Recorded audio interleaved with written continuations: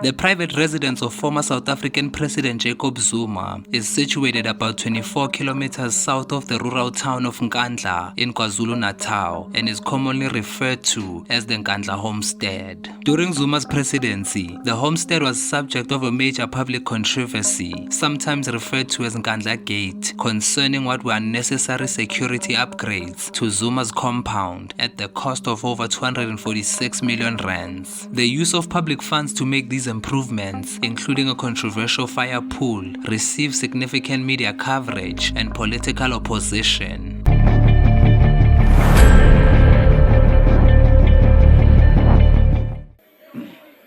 You know, some people who could not pronounce Nkandla, they've now learned Nkandla, Nkandla, Nkandla. Hey, hey, hey.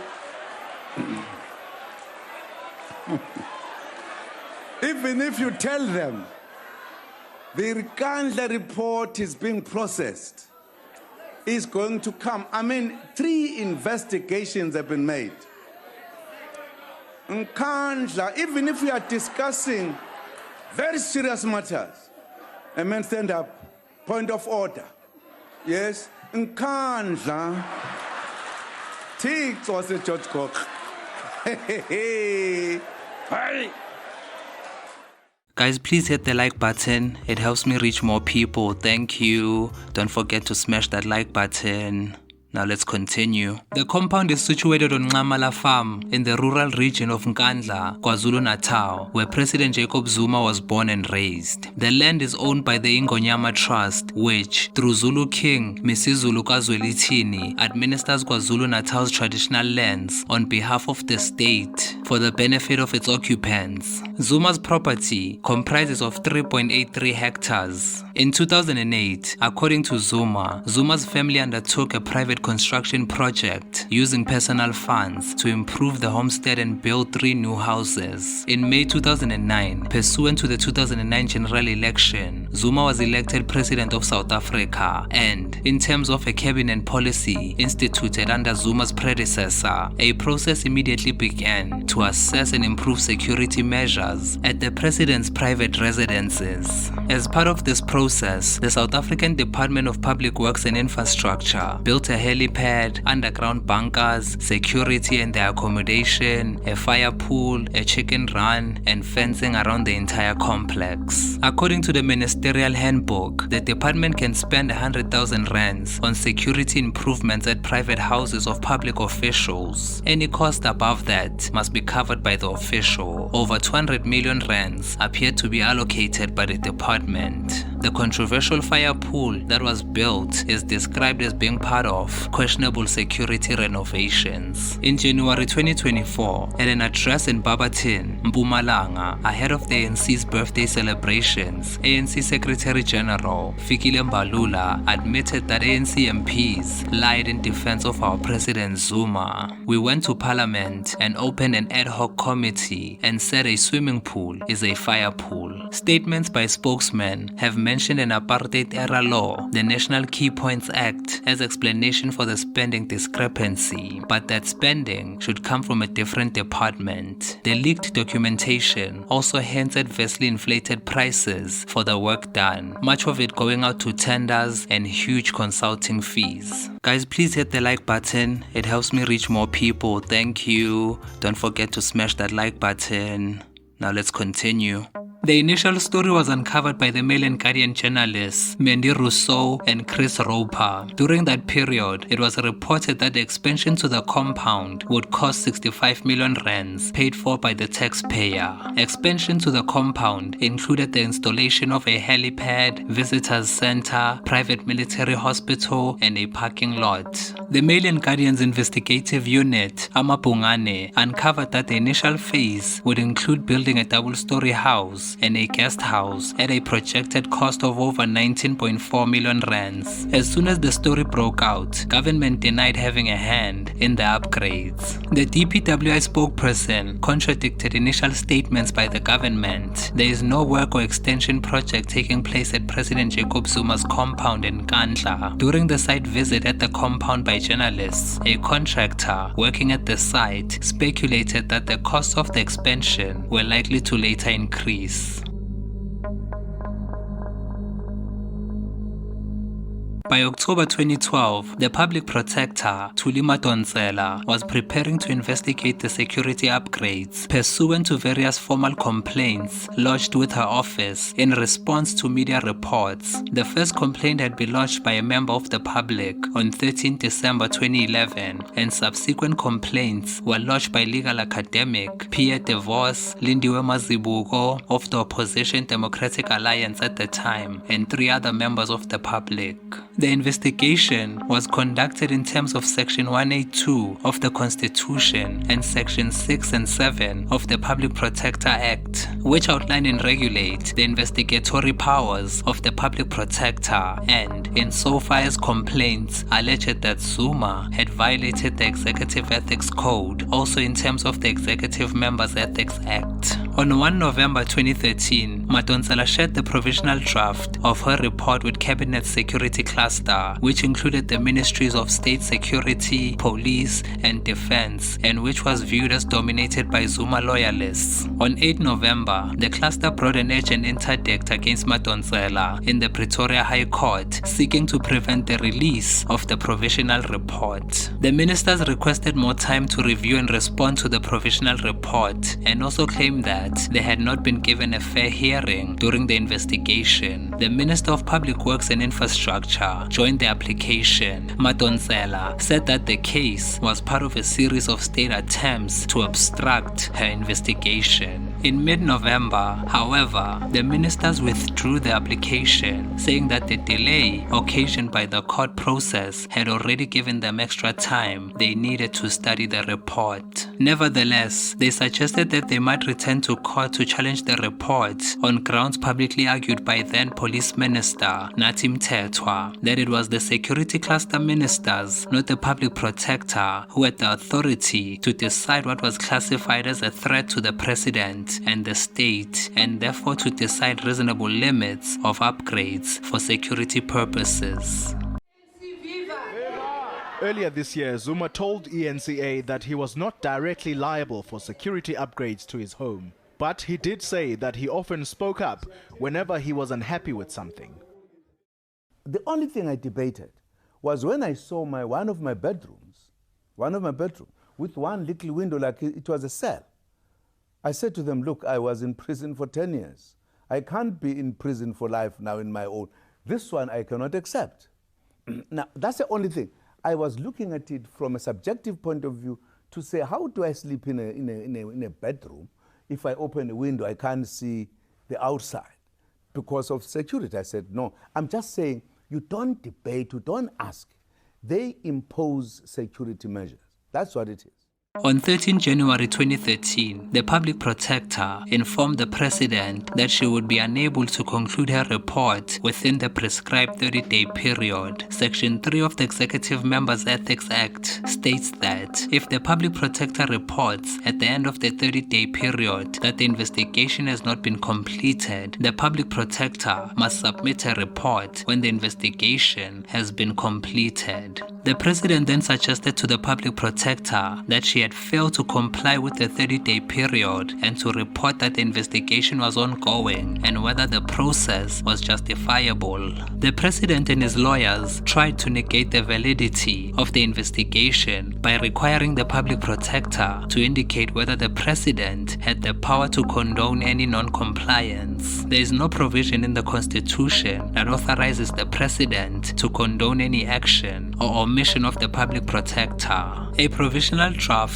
of Madonsela's report under the working title Opulence on a Grand Scale was leaked to the Mail and Guardian in late November 2013. The title came from the text of one public complaint which Madonsela reproduced in the report. Like all South Africans, I have recently read in the media the appalling story of the sums of taxpayers' money being spent on the private residence of President Jacob Zuma. This is opulence on a grand scale, and as an honest, loyal, tax-paying South African, I need to understand how this is allowed to happen. Strangely, civil society is quiet. This is wrong and highlights the complete disregard which this government has for the citizens of this country. Where is the money coming from, and how has it been approved? The report said that the cost of the upgrades had escalated to 215 million rands, with a further 31 million in the works outstanding, and that, contrary to the government's claims, many of the state-funded improvements had exceeded Zuma's security needs as president. These included a swimming pool, officially a fire pool, cattle kraal, marquee area, and new houses for relatives. It recommended that Zuma should repay the state and added that Zuma had violated the government's code of ethics on 2 counts, failing to protect state resources and misleading parliament by telling it in November 2012 that the building and rooms had been built by ourselves as family and not by government. Madonsela's final report,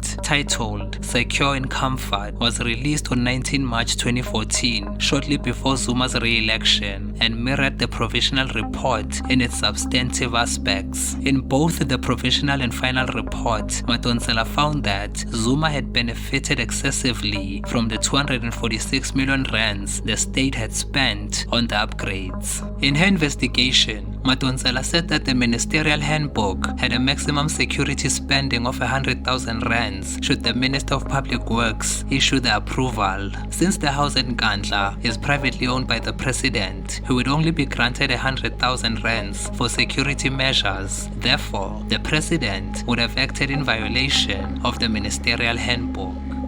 Guys, please hit the like button. It helps me reach more people. Thank you. Don't forget to smash that like button. Now let's continue. At arms, please assist me with relieving the members who are in this house who are not serious about this sitting to take their leave. We are raising a point of order. You're not fair. We want Nkandla. That's what we are allowing. There's no member of Nkandla is a public. Honorable members, leave the house. No, all we are asking is leave the house. Back the money. Why are we getting thrown out? That money, Nkandla money, must be paid. You can't hide behind presidency. Honorable members, I'm calling the security. I'm suspending the house for a few minutes for these honorable members to leave. We want our money. We want the house is suspended for 3 minutes. Go. We want our money. We want our money. Police prevented Helen Zille from approaching the homestead on 4 November 2012. She intended to see what a 250 million rand renovation with public money looks like. She was referring to the security upgrades of 246 million rands, which is multiple times larger than security upgrades to previous presidents' homes. Zuma spokesperson Meg Maharaj said the opposition party adopted a cowboy-style approach to getting the answers it wanted and questioned Zille's use of the word compound to describe the homestead. Kosatu, a member of the governing tripartite alliance, asked for the overpricing to be reviewed. Shortly after the publication of Madonsela's report, the DA sent a bulk text message to Gauteng voters ahead of the 2014 general election, which reads, "The Nkandla report shows how Zuma stole your money to build his 246 million rand home. Vote DA on 7 May to beat corruption together for change."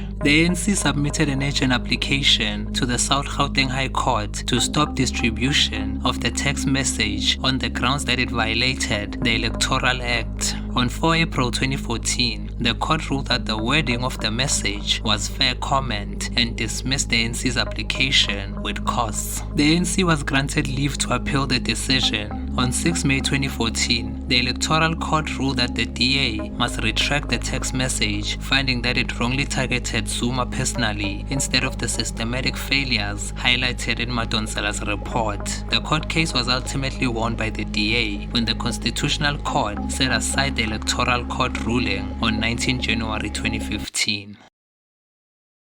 On 19 December 2013, Public Works Minister Thulas Nxesi presented a report of an interministerial task team which justified the public expenditure and cleared Zuma. On 28 April 2014, a parliamentary ad hoc committee set up to consider Zuma's response to Madonsela's report was referred to the next parliament to be formed after the 2014 general election, citing insufficient time available before the 7 May election date. 11 August 2014, a special investigating unit mandated to investigate the matter by Zuma in December 2013 was suing the architect for 155 million rands in the KwaZulu-Natal High Court. On 12 September 2014, the SIU's report on the investigation was tabled in Parliament. The SIU said that the Zuma family was enriched by the upgrades and blamed overspending on the architect and public works officials who have alleged interference by Zuma and others who have all denied these allegations. The SIU also found that the security measures were still inadequate despite the overspending. A second parliamentary ad hoc committee established in August 2014 would consider the report of the interministerial task team published in December 2013, the public protector's final report published in March 2014, and the SIU's report published in September 2014, as well as Zuma's responses to them. The second ad hoc committee challenged the findings of the public protector and referred the matter to security experts, including the police minister, in November 2015. On 28 May 2015, Police Minister Nkandla, who was appointed by Zuma on 25 May 2014, released his report on Nkandla, which found that the swimming pool, cattle kraal, chicken run, visitors center, and amphitheater were needed security features, and concluded that Zuma does not owe South African taxpayers anything. On 18 August 2015, the National Assembly adopted the report of a third parliamentary ad hoc committee, which accepted the findings of Nxesi and Nkleko and cleared Zuma. Opposition parties, Economic Freedom Fighters, and Democratic Alliance subsequently approached the Constitutional Court to enforce the public protector's findings.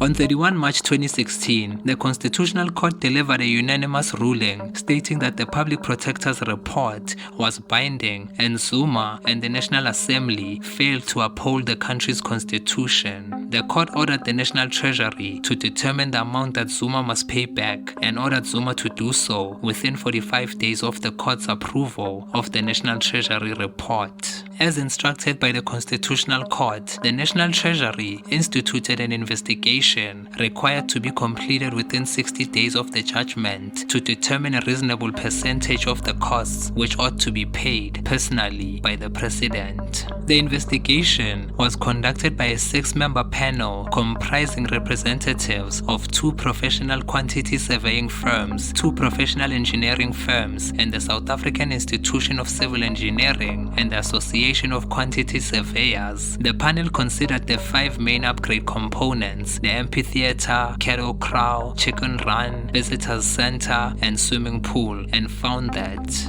only the control center on the ground floor of the visitors center could be reasonably considered to constitute a security upgrade. The reasonable cost of the 5 items amounted to 8.8 million rands as of June 2009 and 11.7 million rands as of May 2016, including VAT, and Zuma should be personally liable for 87.9% of the costs, corresponding to 7.8 million as of June 2009. The 7.8 million rands figure included 2.3 million rands for the swimming pool, 1 million rand for the amphitheater, and 1.2 million rand for the cattle kraal. Treasury submitted its report to the Constitutional Court, which approved the recommendation in late July 2016. Complying with the court's directive that the amount should be paid within 45 days of its approval by the court, Zuma repaid the full amount in September 2016. However, he financed the repayment using a 7.8 million rand loan from VBS Mutual Bank and allegedly defaulted on his repayments of the bond in August 2018. In August 2022, the Pietermaritzburg High Court granted VBS an order forcing Zuma to pay back the bond.